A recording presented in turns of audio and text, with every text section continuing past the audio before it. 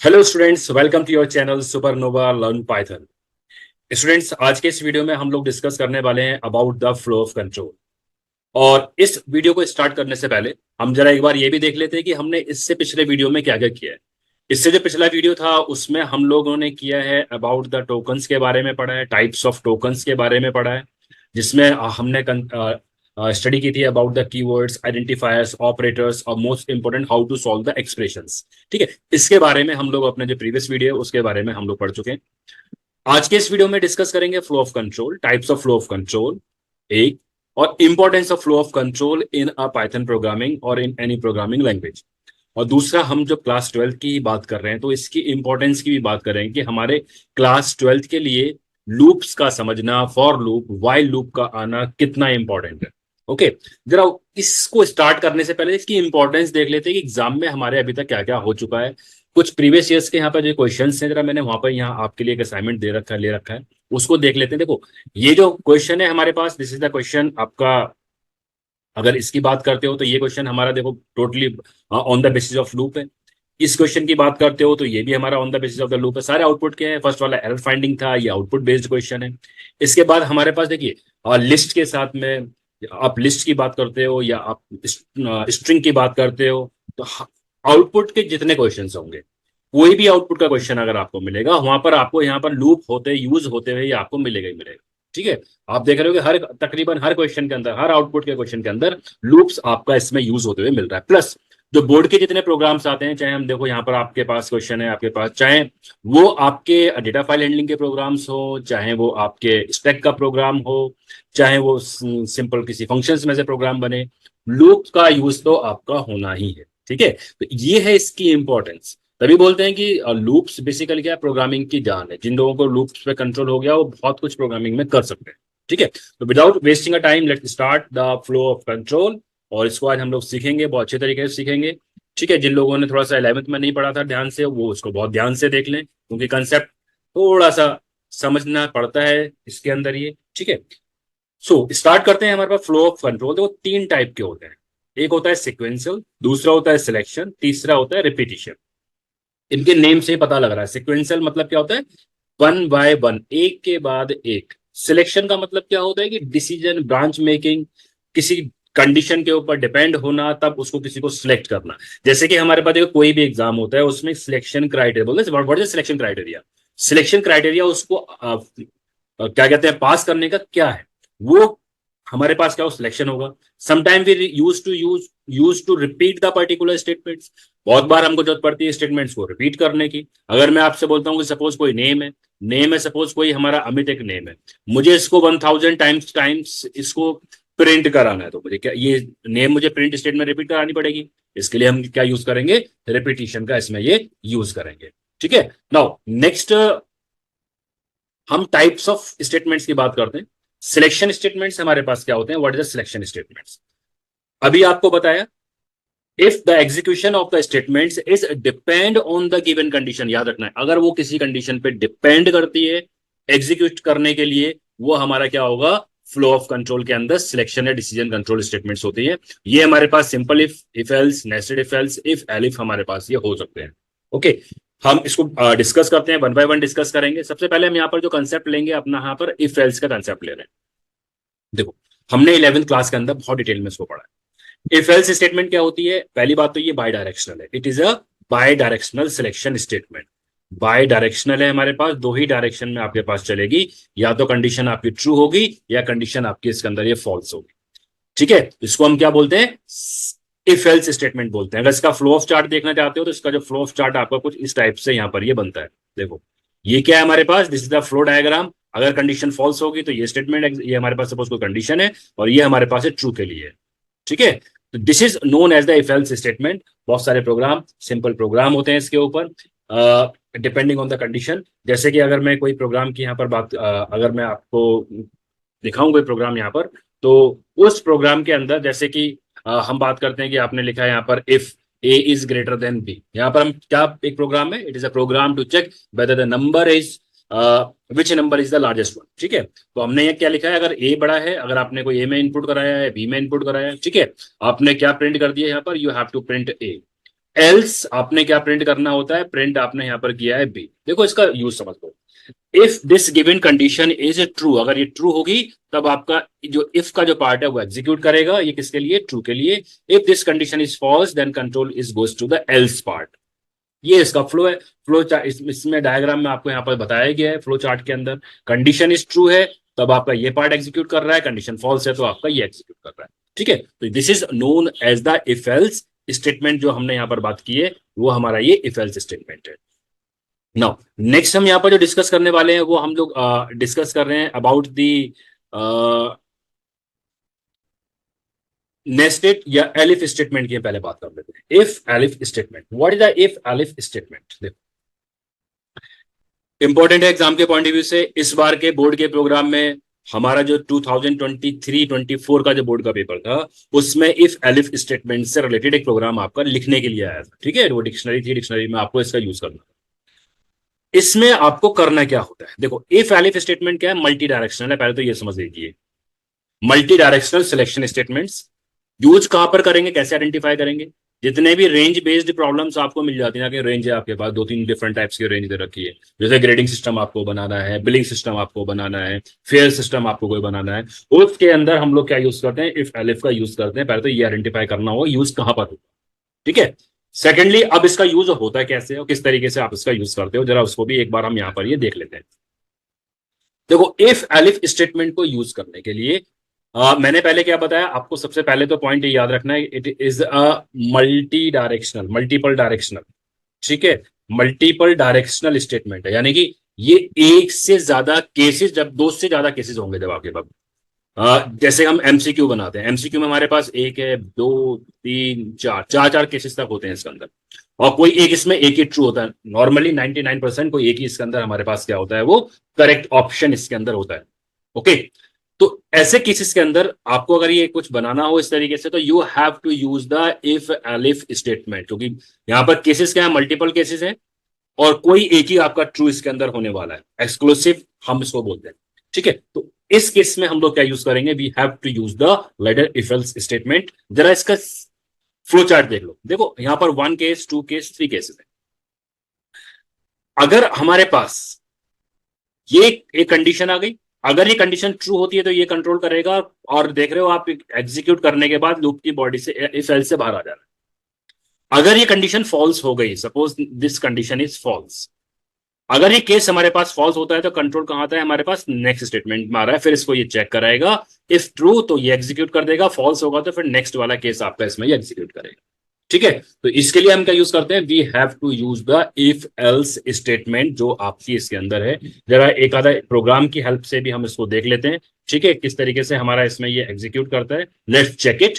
यहां पर देखो ये सिंपल सा प्रोग्राम है, और याद रख लेना, हाँ एक चीज और भी याद, इस प्रोग्राम को देख के याद आ गया, आपको कहां का यूज कर सकते हो, जहां कहीं भी आपके पास रेंज बेस्ड आपके पास बन रहा हो, एक जहां कहीं भी आपके पास मल्टीपल चॉइस हो और कोई एक ही चॉइस लेनी हो, और जहां कहीं भी आपका मेन्यू ड्रिवन प्रोग्राम आपका बन रहा हो, उन सिनेरियो में, उन केसेस में हम लोग क्या यूज करते हैं, we have to use the ladder if else statement, और simple we are also known as if elif else statement भी इसको कहते हैं। ठीक है, इसका यूज करेंगे। तो यहां पर आपसे बोला गया है you have to find area of square, area of rectangle and area of triangle. User जो भी पिक करे इसके अंदर से उसका एरिया आपको यहां से बताना चाहिए। इसके लिए यहां पर जो कोड जो यूज किया गया है, इस कोड को देख लीजिए। यहां पर जो कोड है, कोड के अंदर आपके पास यहां देख रहे हो कि सी इनपुट करने के लिए बोला गया, चॉइस यूजर ने इनपुट कराई है। चॉइस आपके पास 1 for square area, 2 for rectangle area, 3 for triangle area.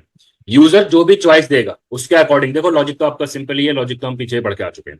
अब सपोज कि यूजर ने चॉइस इनपुट की है, मैं यहाँ पर ड्रायरन बता देता हूँ आपको इसकी वर्किंग कैसे होती है। सपोज यूजर ने कोई चॉइस इनपुट की है 2, तो सबसे पहले क्या होगा, यहां से मैच कराएगा 2 इज इक्वल टू 1, नहीं कंडीशन फॉल्स हो गई। जैसे कंडीशन फॉल्स होगी नेक्स्ट वाले इफ एल्स में जाता है और उसी कंडीशन को जाके चेक करेगा, is it equal to 2, yes it is equal to true. जब ये ट्रू होगा तो ये वाला जो केस है, ये वाली जो स्टेटमेंट्स है, ये सारी आपकी एग्जीक्यूट हो जाएंगी, और कंट्रोल क्या हो जाएगा आपका, यहां से बाहर आने के बाद बाकी आपके स्टेटमेंट्स प्रिंट करा देगा। ये इस जो सेकंड वाला केस था इसी को एग्जीक्यूट करेगा और प्रिंट करेगा। ठीक है, एक चीज अब नोट करने वाली बात यह कि एल्स में कंट्रोल हमारे पास क्या होगा, whenever all the cases are false, if elif elif elif जितने भी एलिफ्स हैं, if all the cases are false then this else will be executed. याद कर लेना, जब सारे एल्स के केस फॉल्स हो जाएंगे उसके बाद ही हमारे पास ये एग्जीक्यूट करेगा। ठीक है, सबसे लास्ट में आपका ये एग्जीक्यूट इसमें होता है। सेकंड पॉइंट आपको याद रखना है, जिस भी केस को ये ट्रू कर देगा उसके नीचे फिर कंडीशंस को जाकर चेक नहीं करता है, इट विल नॉट चेक। इसको याद कर लेना, ठीक है। तो this is the concept of the if elif का, हमने यहां पर एक कंसेप्ट को यहां पर ही देखा है। नाउ नेक्स्ट कंसेप्ट है हमारा इसी के अंदर बहुत ही important concept, again the concept of the nested if else statement. देखो नेस्टेड इफ एल्स स्टेटमेंट हमारे पास क्या होती है, नेस्टेड इफ एल्स स्टेटमेंट की जब कभी बात की जाती है कि अगर एक इफ के अंदर, एक इफ स्टेटमेंट है, इसके अंदर अगर कोई और इफ एल्स या इफ या खाली इफ एल्स स्टेटमेंट जब आपकी इसमें डिफाइंड होगी, ये क्या बनाएगा हमारे पास, this is known as the nested if else. If defined within if is known as the nested if else statement. हो गई बात। अब इसमें देखो एक तो सिंटेक्स आपके पास रूल ये रहा कि इफ के अंदर हमने इफ एल्स को बना दिया, ये भी नेस्टेड है, ये हमारे पास क्या बन गया, ये इट इज अननेस्टेड। सेकंड केस हमारे पास इसमें ऐसा भी हो सकता है कि आपका जो नेस्टेड बन रहा है वो इफ के अंदर ना बनकर, ये आपकी इसकी बॉडी हो गई, ये एल्स के अंदर अगर आपके पास कभी ऐसा भी सीन हो जाता है, ऐसे भी प्रोग्राम हमारे पास आ जाते हैं कि जिसमें हमारे पास जो बनता है वो किस में बन रहा होता है, वो आपका एल्स के अंदर नेस्टेड आपका बनता है। तो ये भी स्टेटमेंट हमारे पास क्या है, it is also known as the nested if else statement. अगर एक इफ के अंदर दूसरा इफ हमारा इसके अंदर ये होगा। ओके, एक देखो प्रोग्राम से इसको आपको समझाएगा, बस सिंपल सा प्रोग्राम। इस प्रोग्राम को और भी डिफरेंट लॉजिक से किया जा सकता है, ऐसा नहीं कि सिर्फ इसी लॉजिक से हमारे पास ये प्रोग्राम होगा, और भी लॉजिक से हम इसको यहाँ पर क्या कर सकते हैं, ये सॉल्व ये कर सकते हैं। अब और हमारे पास लॉजिक क्या हो सकते थे वो आपके डिफरेंट है। हम जरा यहाँ पर सीखने वाले हैं कि नेस्टेड इफ एल्स को कैसे यूज करना है। देखो प्रोग्राम क्या है, program to using nested if else mention था यहाँ पर to check number is positive, negative और जीरो। हमने यहाँ पर कंडीशन लगाई, as we know that if number is greater than और equal to this, this is the condition to suppose एक एन नंबर है।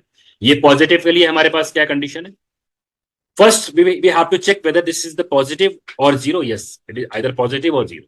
अगर ये कंडीशन हमारी सेटिस्फाइड हो जाएगी then we are checking for the zero के लिए। फिर हमने क्या किया है, बस जीरो के लिए इसको ये चेक किया है। अब ये क्या बन रहा है, ये स्टेटमेंट हमारे पास अगर ये ट्रू होगी, इसका मतलब पॉजिटिव और जीरो है हमारे पास, या तो पॉजिटिव है, पॉजिटिव नंबर तो है ही, और साथ में हम इसको जीरो के लिए भी चेक कर सकते हैं विद दिस। अदरवाइज अगर ये आपका ट्रू हो जाएगा, इफ इट इज ट्रू, अगर हमने बोला है कि if this condition is true तब तो ये एग्जीक्यूट करेगा इसके लिए, if this is false then control is goes to and print the number is negative. तो इस टाइप की प्रोग्रामिंग भी हम अपना इसके अंदर ये सॉल्व कर सकते हैं। बहुत सारे आपके इसमें जो प्रोग्राम्स होते हैं वो हमारे बन सकते हैं जिसमें कि दो कंडीशन है, सेकंड वाली जो कंडीशन है फर्स्ट वाली कंडीशन के ऊपर अगर डिपेंड करती है, ऐसा कहीं कुछ आपको प्रोग्राम नजर आता है, उसमें आप क्या यूज कर देंगे, नेस्टेड इफ एल्स का यूज कर लेंगे। दूसरा है कि इफ इट इज ट्रू, इसमें हम लोग कब कंट्रोल जाएगा, इस वाले को कब चेक करेगा, जब ये जो कंडीशन है आपकी ये सेटिस्फाई कर जाएगी, तब उसके बाद हमारे पास क्या करेगा, ये वाला एग्जीक्यूट करेगा, नहीं तो ये एग्जीक्यूट कर देगा। So it's all about the nested if else selection statements के बारे में हमने यहाँ पर ये पढ़ा है। इससे रिलेटेड जो इलेबोरेटेड वीडियो है वो ऑलरेडी हम लोग 11th में इसको दे चुके हैं, वहां से आपके प्लेलिस्ट में आपको इससे रिलेटेड जो वीडियोस हैं वो आपको मिल जाएंगी।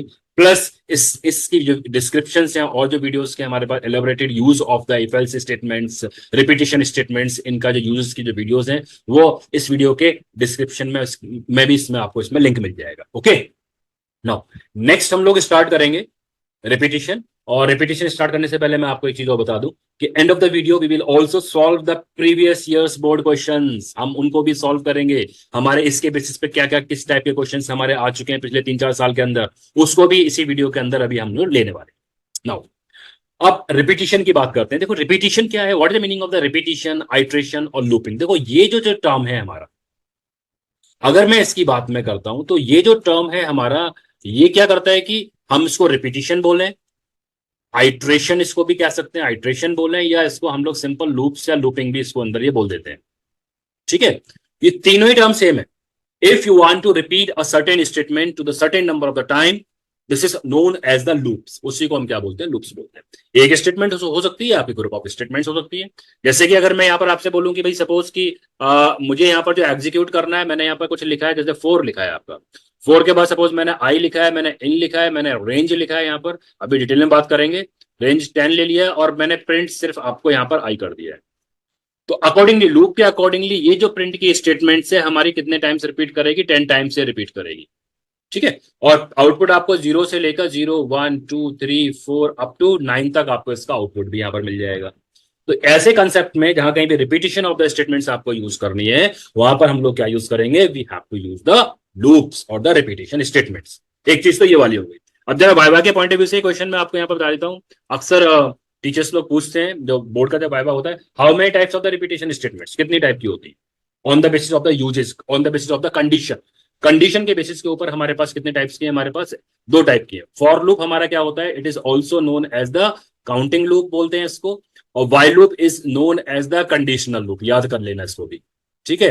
तो काउंटिंग लूप और conditional loop, on the basis of the condition, on the basis of the execution of the loop, loops are the two type. Number one is the counting loop, second is the conditional loop. Counting loop के अंदर क्या होता है, यानी कि for loop या counting loop की बात करते हैं हम लोग। देखो, काउंटिंग लूप के अंदर या फॉर लूप के अंदर हमको एडवांस में ये पता होता है कि हमारा ये लूप चलेगा कितने टाइम, यानी कि जो नंबर ऑफ आइट्रेशंस होते हैं वो हमको एडवांस में पता होती है। कितने टाइम पर्टिकुलर स्टेटमेंट या ग्रुप ऑफ स्टेटमेंट एग्जीक्यूट होने वाली है, ये हमको एडवांस में पता होता है। इसी को हम क्या बोलते हैं, फॉर लूप बोलते हैं। अब इसका यूज हम चाहे लिस्ट पर करें, सीक्वेंस पे, सीक्वेंस या लिस्ट सेट, किसी पे भी इसका यूज हो जाता है। तो आइट्रेशन, आइट्रेशन समझते हो ना, one by one execution of the element of the Python object. Python object जब कभी मैं बोलता हूं, उसका मतलब वो स्ट्रिंग है, लिस्ट है, टपल है, डिक्शनरी है, सेट है। ओके, एक एक एलिमेंट को एक्सेस करना उसके पोजीशन पे जाकर, वही हमारा क्या होता है, आइट्रेशन होता है। अब आइट्रेशन करने के लिए हम लोग अपना क्या यूज कर सकते हैं, we can use the loops. वहां लूप्स का फंडामेंटल्स हमारा वहां पर ही यूज होता है। ठीक है। तो I think so for loop समझ में आ गया होगा। फॉर लूप के एक दो पॉइंट है, वो याद कर लो। पहला पॉइंट है, it is the counting loop. Counting loop का मतलब क्या होता है, in advance we know how many times the particular statement और पर्टिकुलर और the group of the statement will be executed, कितने बार हमारे एग्जीक्यूट होगी वो हमको एडवांस में पता होता है। ठीक है। तो ये क्या है हमारे पास, फॉर लूप है। अब जरा इसके सिंटेक्स और इसके रूल की बात कर लेते हैं। और सिंटेक्स और रूल को स्टार्ट करने से पहले मैं जरा एक बार यहाँ पर रेंज फंक्शन को भी डिस्कस कर लेता हूँ, क्योंकि फॉर लूप के अंदर मेजरली जो सिंटेक्स आप जानते हो, फॉर लिखते हैं, यहाँ पर हम लोग वेरिएबल का नेम लिखते हैं, इन लिखते हैं, और रेंज, रेंज में हम यहाँ पर कोई वैल्यू देते हैं। ठीक है। तो ये क्या है हमारे पास, this is the syntax for the for loop general. जो सिंटेक्स है मोस्टली हम लोग उस सिंटेक्स का अपना इसमें यूज कर सकते हैं। जरा रेंज फंक्शन के बारे में भी सीख लो फटाफट, बहुत जल्दी हो जाएगा। यहाँ पर बहुत इजी नोट्स में आपको बता रखा है। रेंज क्या है, range basically it is the inbuilt function and it return the list of values. जो वैल्यूज होती है वो लिस्ट की फॉर्म में आती है और कंटिन्यूशन वैल्यूज आपको मिलती है, एक चीज। दूसरा, रेंज फंक्शन के अंदर स्टार्ट है, स्टॉप है, स्टेप है। All three must be of integer type. Integer के टाइप होंगे, दूसरे टाइप इसमें नहीं चलते हैं। एक चीज, स्टार्ट क्या बताएगा कि हमको कहां से वैल्यू को प्रिंट कराना, कहां से वैल्यूज को स्टार्ट करना है, यानी इनिशियल वैल्यू आपके पास। एक, आप अपनी स्टार्ट वैल्यू यहां पर दे सकते हैं। अगर आपने स्टार्ट वैल्यू नहीं दी, सपोज कि एक फंक्शन हमारे पास हमने लिखा है रेंज फंक्शन 10 लिखा है, अगर हम स्टार्ट वैल्यू प्रोवाइड नहीं करते then it start by default from 0।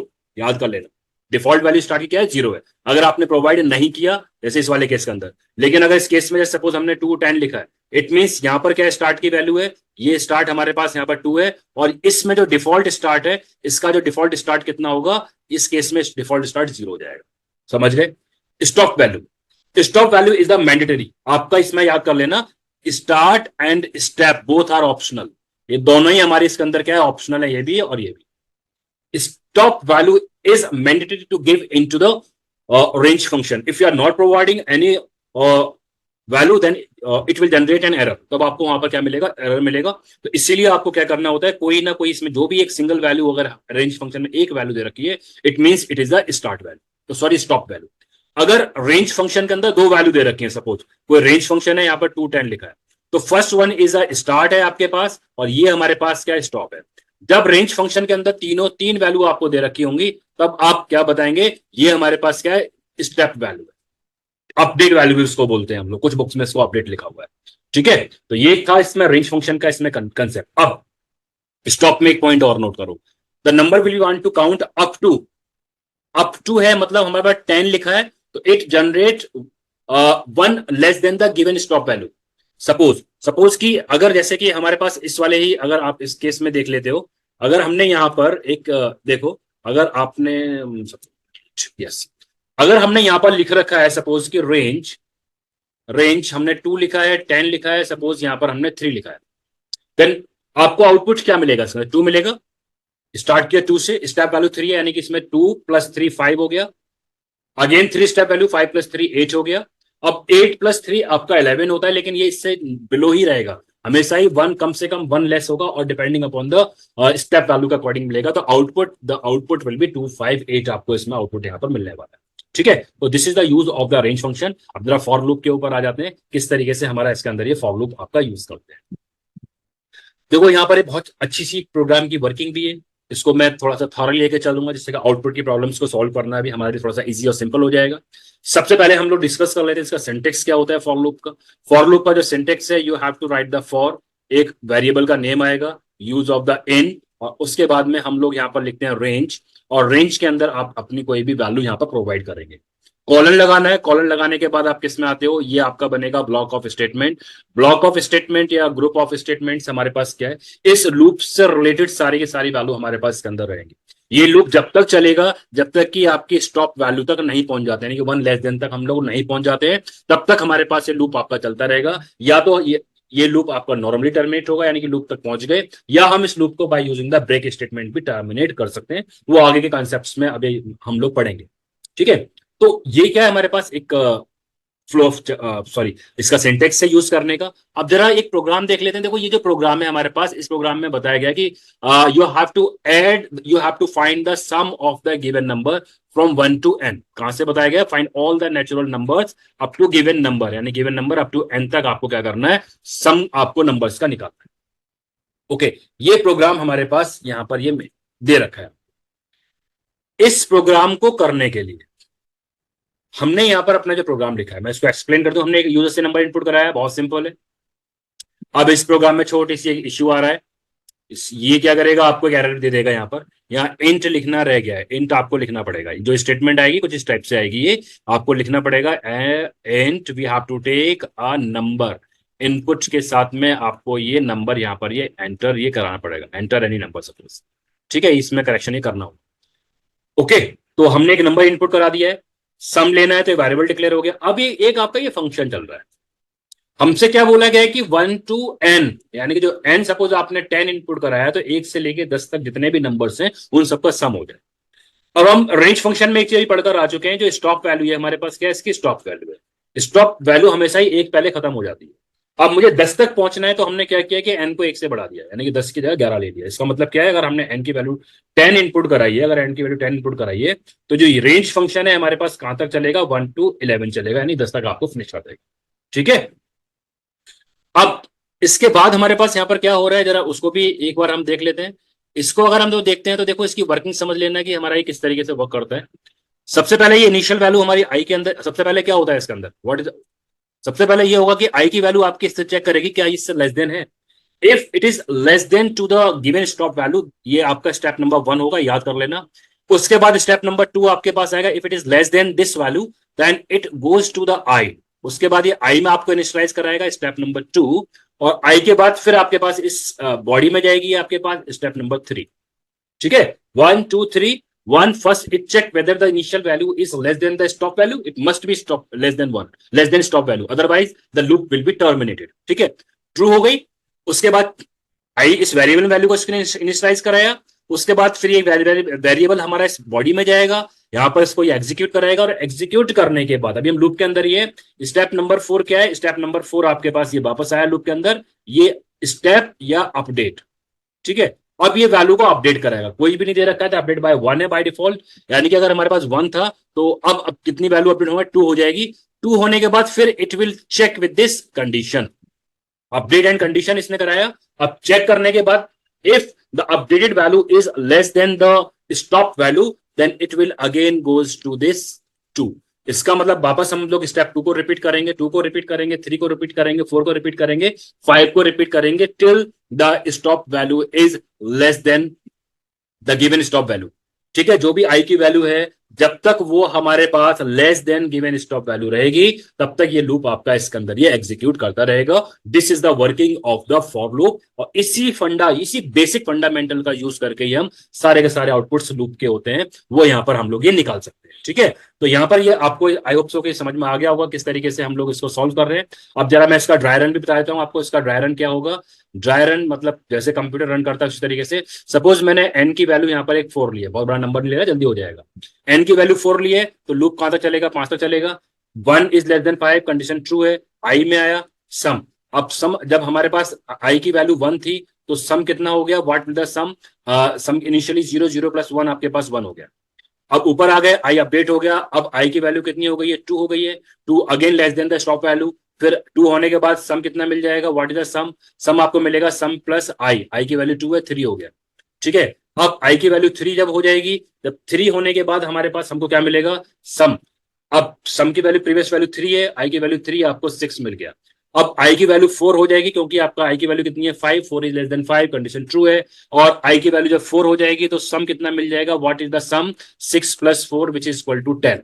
अब जैसे ही आई की वैल्यू 5 होगी, यहां जाकर इसने देखा लेस देन नहीं इक्वल टू हो गया, ये इसको टर्मिनेट करेगा। अब आप इस लूप से बाहर आ जाएंगे और ये वाली इफ स्टेटमेंट हमारे पास क्या हो जाएगी, ये प्रिंट कर देगी और आपको आउटपुट मिलेगा सम इक्वल टू कितना, 10 मिलेगा हमारे अकॉर्डिंगली। एंड 5 दिया होता तो 15 मिल जाता। आई होप सो कि ये आपको फॉर लूप आज समझ में आ गया होगा, क्लियर हो गया होगा, how to use the for loop. ठीक है, now next we will discuss about the while loop. While loop हमारे पास क्या होता है, while loop is a conditional loop, इसको याद कर लेना। व्हाइल लूप हमारे पास क्या करेगा कि first it check the given condition, ये देखो, if it is true then it will execute the statement. ये जो आप अगर इसको फॉर लूप से कंपेयर करते हो, जो ये जो स्टेटमेंट दे रखी होती है आपके पास, जो आपकी इनिशियल वैल्यू होती है एन, ये एन हमारे पास क्या है इसके अंदर, N is the step value, कहां से स्टार्ट होना है, नहीं एन हम सॉरी, हमारे पास अगर मैं इस कोड को अगर देख लूं तो इस कोड के अंदर, इस पर्टिकुलर कोड के अंदर हमारे पास जो स्टॉक वैल्यू कितनी है, स्टॉक वैल्यू इज एन, और it must be greater than 0। ये लूप कब तक चलेगा, जब तक कि एन की वैल्यू हमारे पास क्या रहेगी, लेस देन 0, ग्रेटर देन 0 रहेगी। जब तक 0 से बड़ी तो चले जाए 0, और 0 से लेस देन जाएगा, ये लूप हमारा टर्मिनेट हो जाएगा।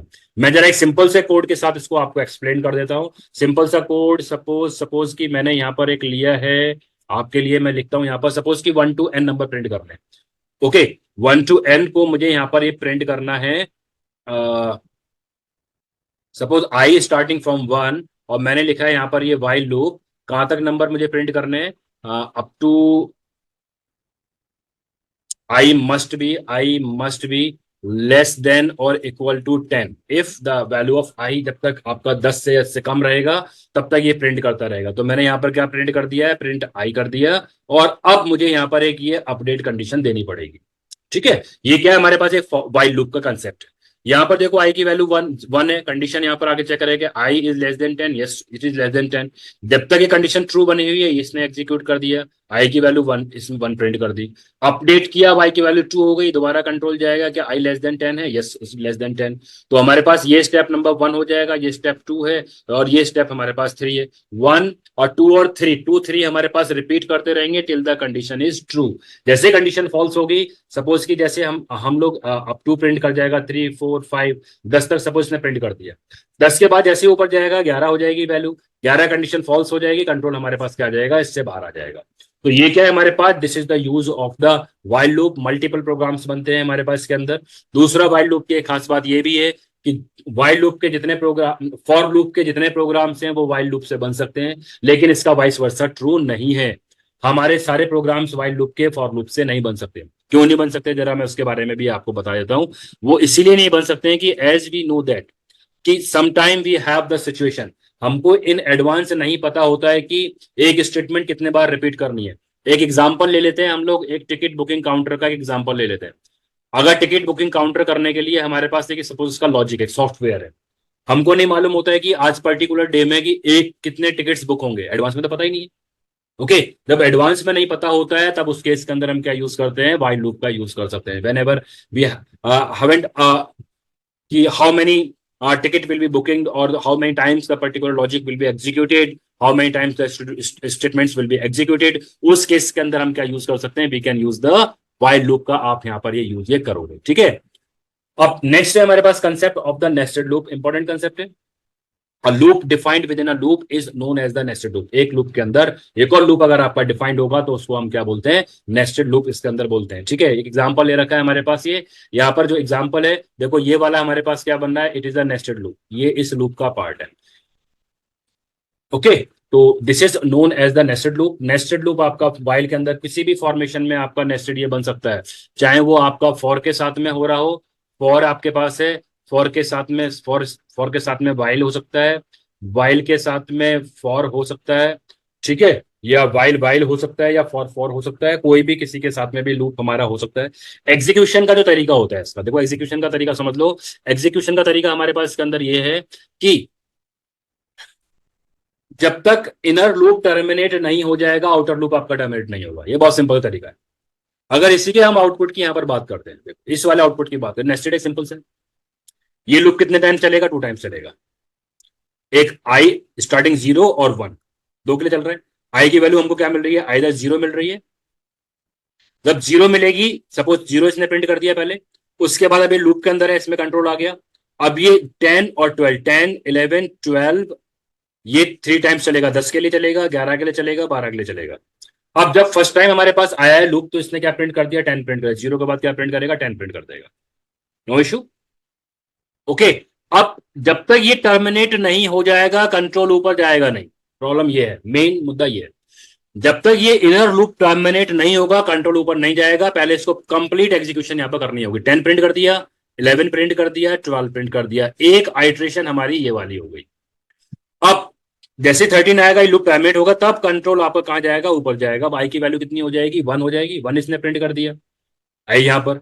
फिर अगेन हमारा लूप ये कितने 3 टाइम्स प्रिंट करेगा?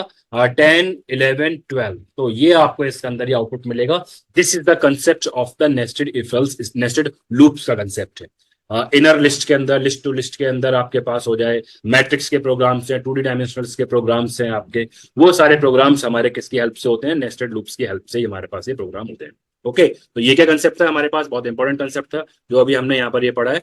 अब नेक्स्ट जो कंसेप्ट है हमारे पास, the concept that is known as the loop else statement. याद कर लेना, जो लूप के साथ में एल्स स्टेटमेंट का यूज होना। मैं इसको डेफिनेशन के साथ में आपको समझा देता हूं। देखो, लूप्स के साथ में जब कभी भी हम एल्स का यूज करते हैं, तो इसका मतलब क्या होता है? लूप के साथ में एल्स का यूज करने का मतलब यह है कि सपोज आपने फॉर लूप यूज किया है, यहाँ कुछ स्टेटमेंट्स आ गई आपके इसके अंदर, और आपने लिखा है बाहर जाकर एल्स स्टेटमेंट। ठीक है, ये हमारे पास इसका सिंटेक्स है, जनरल सिंटेक्स आपका यही होता है। If the loop is terminate normally, यानी कि अपनी सारी एग्जीक्यूशंस को उसने कंप्लीट किया, अप टू स्टॉप कंडीशन तक पहुंचा, उसके बाद जब लूप टर्मिनेट होगा, तब ये एल्स स्टेटमेंट एग्जीक्यूट होगी। बस ये होता है हमारे पास for else. Same while else है, जब लूप नॉर्मली टर्मिनेट होगा, तब एल्स स्टेटमेंट्स हमारी एग्जीक्यूट होती है। अदरवाइज एल्स हम, अगर लूप एबनॉर्मली अपडेट, सपोज कि आपने कुछ यहां पर लिखा है for I in, suppose I use the range 10, और मैंने स्टेटमेंट लिखी है कि इफ आई इज पहुंच जाए 10 पर, उसके बाद ये ब्रेक कर जाए, और एल्स हमने क्या कर दिया यहां पर? एल्स कोई मैसेज यहां पर प्रिंट कर दिया है। अब जैसे ही सॉरी, आई की वैल्यू 5 लिख देते हैं यहां पर, जैसे ही आई आपका 5 आएगा, लूप आपका ब्रेक स्टेटमेंट की वजह से टर्मिनेट हो जाएगा। टर्मिनेट होने के बाद फिर ये एल्स आपका एग्जीक्यूट नहीं करेगा। याद कर लेना, whenever the loop is terminate forcefully or by using the break statement or by abnormal termination of the loop, then else statements will not be executed। याद कर लो बस, ये इसका ही हमारे पास ये फंडा है। यहाँ पर छोटा प्रोग्राम है। According to the ideal rituals Hindu weddings, marriage is not completed until bride and grooms don't take 7 vows। तब तक ओके, तो ये वाला जो कंसेप्ट है हमारा, इस कंसेप्ट के अकॉर्डिंगली जो प्रोग्राम है, देख लो, इस प्रोग्राम को बनाया गया यूजिंग द वाइल्स। अगर इसने कंप्लीट कर लिए, अगर इसने यहां पर इस प्रोग्राम के अंदर 7 फेरे ले लिए, तब तो ये कंप्लीट कॉन्ग्रेचुलेशन का मैसेज मिलेगा।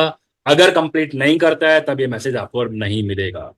ठीक है, तो ये क्या कंसेप्ट है हमारे पास? This is the concept of the loop else statements. अब 2 स्टेटमेंट्स मैं आपको बताऊंगा, एक है आपकी ब्रेक स्टेटमेंट, दूसरी है आपकी कंटिन्यू स्टेटमेंट। इंपॉर्टेंट स्टेटमेंट्स हैं हमारी दोनों ही, एग्जाम के पॉइंट ऑफ व्यू से भी कभी कभी आ जाती है हमारे पास। Use of the break, use of the continue statements, both are known as the jump statement, यानी कि प्रोग्राम को, कंट्रोल को ये किसी जगह पहुंचा देती है। जैसे कि ब्रेक लगाया, टर्मिनेट कर गया, कंटिन्यू लगाया तो उस पर्टिकुलर केस को स्किप करके नेक्स्ट वाले नेक्स्ट स्टेटमेंट के ऊपर आपका फ्लो चला गया इसके अंदर। ये तो ऐसे सिनेरियो के अंदर हम लोग क्या यूज करते हैं? We have to use the jump statements का यूज होगा इसके अंदर। So two types of the jump statement. Number one is the break statement. Number two is the continuous statement. एक पास स्टेटमेंट भी होती है, वो भी अभी आपको बताता हूं. ब्रेक स्टेटमेंट क्या होती है? Break statement basically are use to terminate the loop. आप किसी पर्टिकुलर केस कंडीशन के ऊपर अगर लूप को टर्मिनेट करना चाहते हो तो हम क्या यूज कर सकते हैं? We can use the break statement. जैसे कि इस वाले प्रोग्राम में समझ लो, प्रोग्राम समझ लो, हमने स्ट्रिंग एज द ऑब्जेक्ट यहां पास किया है. इस जब ये लूप चलेगा टिल द लास्ट चलना चाहिए. अब एक एक स्ट्रिंग आपके इसके अंदर आ जाएगी. इसमें आया वेल, क्या वेल की वैल्यू आई के इक्वल है? नहीं है, कंडीशन फॉल्स है. प्रिंट इसने ये कर दिया, ठीक है, इसने वेल की वैल्यू एस प्रिंट करा दी. ओके, अब नेक्स्ट केस के अंदर क्या होगा? नेक्स्ट केस के अंदर टी की वैल्यू आपकी वेल में आएगी. T is not equal to i, फिर टी प्रिंट हो गया. आर भी प्रिंट हो जाएगा. लेकिन जैसे ही आई आपका इसके अंदर आएगा, i is equal to i, condition true, break मिलेगा. लूप टर्मिनेट होने के बाद ये मैसेज और प्रिंट साथ में करा देगा. इसके बाद ये लूप से आपका कंट्रोल बाहर आ जाएगा. Whenever the break statement will be executed in a for loop, it terminate the loop and control is out of the loop. ठीक है, तो उस केस में हमारे पास क्या हो गया कि कंट्रोल आपके पास ये आ गया. तो ये यूज क्या है हमारे पास? जिसका use of the break statement. बहुत सारे प्रोग्राम्स आके इसके केसेस पे बनते हैं जिसमें आपका ब्रेक का होता है. लेकिन फंडामेंटली आप ब्रेक स्टेटमेंट को समझिए. जहां कहीं भी ब्रेक स्टेटमेंट एग्जीक्यूट कोड के अंदर हो जाती है, वो उस स्टेटमेंट को ब्रेक कर देता है. कंट्रोल आपका next part of the program में चला जाए. ठीक है, ये क्या होती है? ब्रेक स्टेटमेंट होती है. Next statement that is known as the continuous statement. Continuous statement क्या करती है कि वो लूप को टर्मिनेट नहीं करेगी. जिस स्टेटमेंट में वहां पर वो एग्जीक्यूट कर रही है उसको वो स्किप करेगी. नेक्स्ट लूप में कंटिन्यू रहते हुए नेक्स्ट स्टेटमेंट को यहां पर एग्जीक्यूट करती है. जैसे कि मेरे पास एक हमने सपोज यहां पाइथन दिया है. अब ये क्या कर रहा है? पी भी देखो लेटर में आया, नहीं है तो पी प्रिंट कर दिया, वाई नहीं है तो वाई भी प्रिंट कर देगा, टी भी प्रिंट कर देगा. जैसे ही एच आएगा, एच आने के बाद क्या करेगा? ये कंट्रोल बाहर नहीं पहुंचाएगा, इससे सीधा लूप में वापस चला जाएगा. यानी कि लूप में बना हुआ है स्किप की पर्टिकुलर कंडीशन, उसके बाद जो नेक्स्ट लूप है वो आपका चलता रहेगा इसके अंदर. तो इसमें जो आउटपुट मिला, पी मिला, वाई मिला, टी मिला, ओ मिला, एंड एच को इसने स्किप कर दिया. तो this is the use of the continuous statements. Code के अंदर हम लोग अपना कंटिन्यूअस स्टेटमेंट्स का यूज भी कर सकते हैं. Now next statement that is known as the pass statement. ये भी हमारी जंप स्टेटमेंट है. पास स्टेटमेंट हमारे पास क्या करती है? Basically it whenever it is also known as the empty statement. Sometime we require to use of the particular statement but there is the nothing to write. कोई स्टेटमेंट ही नहीं है. जैसे कभी कभी आप ऐसा भी कर सकते हो, इफ में कोई कंडीशन आपने दी है लेकिन एल्स में हमारे पास देने के लिए कुछ नहीं है, तो आप क्या कर सकते हो? आप पास लिख के छोड़ सकते हो. The pass is known as the empty statement. This statement does nothing. It can be used when the statement is required. Syntactically आपको required है, syntactically आपको लिखनी है, लेकिन प्रोग्राम में उसके कोई कोर्स ऑफ एक्शन, कोई उसकी जरूरत नहीं है. उस केस के अंदर पास स्टेटमेंट का यूज किया जाएगा. So it's all about the revision tour number 1. हमारा 1 रिवीजन टूर आज यहाँ पर सेकंड वीडियो के अंदर कंप्लीट हमने यहाँ पर कर लिया है. जैसा कि स्टार्टिंग वीडियो में बोला गया था कि हम प्रीवियस ईयर्स के बोर्ड के क्वेश्चंस भी देखेंगे. दोनों जो प्रीवियस वीडियोस हैं रिवीजन टूर 1 के, उसमें सिर्फ आपके एक्सक्लूसिव सिर्फ बोर्ड के क्वेश्चन यहाँ पर लिए गए. 1920 का क्वेश्चन है. पहले कुछ क्वेश्चन सिंपल आते थे. यहाँ आपसे पूछा गया 4 data types variable, 4 data types के वेरिएबल नाम को बता दो, जिसमें आपके पास इंटीजर है, फ्लोट है, स्ट्रिंग है, लिस्ट है, टपल है, कुछ भी लिख दो. उसके बाद फिर आपसे पूछा गया है कि you have to underline the and correct the error. Error का क्वेश्चन है आपके पास. एक तो एरर मुझे ये दिख रहा है क्योंकि आपका जो वेरिएबल का नेम होता है वो आपका इधर आता है और वैल्यू आपकी होंगे. आपने L value, R value last video में हमने डिस्कस किया था. First error. सेकंड एरर मुझे यहाँ पर ये नजर आ रहा है कि वाइल आपका क्या होता है? स्मॉल होता है, बाकी आपका सही है. थर्ड एरर में, थर्ड लाइन में हमारा कोई एरर नहीं है. नंबर इज ग्रेटर देन 70, ठीक है. प्रिंट स्टेटमेंट, प्रिंट में आपने लिखा है नंबर, नंबर भी ठीक है, number equal to number plus 1. Else statement में एक एरर आपको यहाँ पर दिख रहा है. यहाँ पर क्या होना चाहिए? ये एल्स कॉलन के साथ यहाँ पर ये होना चाहिए. नेक्स्ट एरर हमको क्या मिल रहा है? ये मिल रहा है अलाइनमेंट का एरर है. देखो वाइल लूप से बाहर जा रही है, ये अलाइन आपका एल्स के अकॉर्डिंगली आपको अलाइन होना था इसको, तभी अपडेट कंडीशन मिलेगी इसको, अदरवाइज इसको अपडेट कंडीशन यहाँ पर नहीं मिलेगी. So we have the 4 errors. एक एरर इसमें ये था, दूसरा एरर आपका ये है, तीसरा एरर ये है, चौथा एरर आपके पास ये. ओके, ये 19 और 20 के क्वेश्चन से. नाउ 21, 22 के क्वेश्चन देख लीजिए.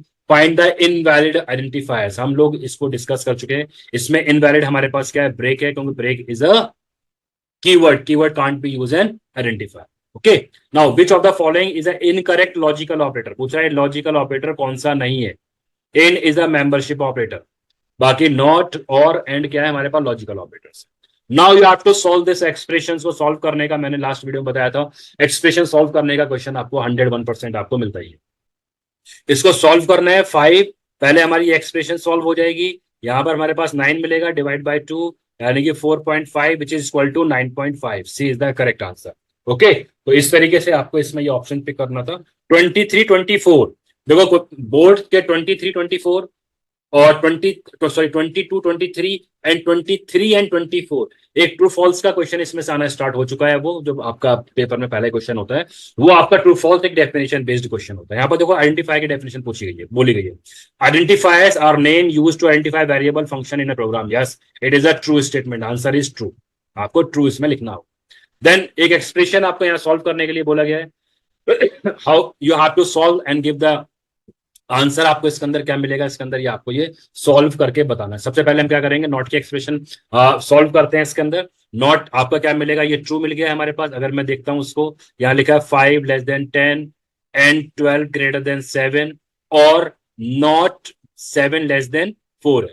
इसको सॉल्व किया, ये क्या मिलेगा, ट्रू मिलेगा। 7 is greater then 4 but not लगाए तो फॉल्स हो जाएगा, फॉल्स। और ये स्टेटमेंट आपकी ट्रू है एंड ये स्टेटमेंट 5 इज लेस देन 10, ये भी ट्रू है आपके पास। ठीक है, अब क्या हो रहा है हमारे पास, ये दोनों सॉल्व होंगे, ट्रू और false which is return the true. तो इस वाले एक्सप्रेशन में क्या आंसर मिलेगा, you will get the true answer.